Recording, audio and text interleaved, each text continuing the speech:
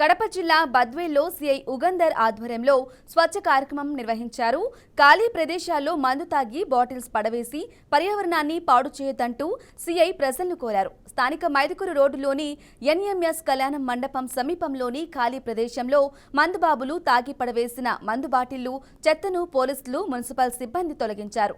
ఖాళీ ప్రదేశంలో మందు తాగి ఇష్టానుసారంగా మందుబాబులు పడవేయటంతో పరిసరాలు అపరిశుభ్రంగా మారుతున్నాయన్నారు.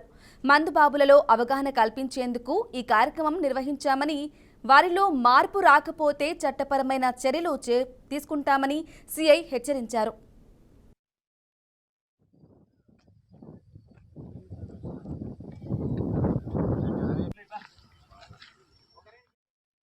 బద్వేలు పట్టణంలో ఎక్కడైతే ఓపెన్గా బూజింగ్ చేస్తూ ఉంటారో ఆ ప్రదేశాలన్నింటినీ కూడా మనకు తెలుసు ఆల్రెడీ మనకు ఎక్కడెక్కడ బూజింగ్ చేస్తారనేది. ఆ ప్రదేశాలన్నింటినీ కూడా మున్సిపల్ మరియు పోలీస్ అధికారులను గుర్తించడం జరిగింది. ఆ ఏరియాలో మేము క్లీన్ అండ్ గ్రీన్ ప్రోగ్రామ్ చేపడతా ఉన్నాము.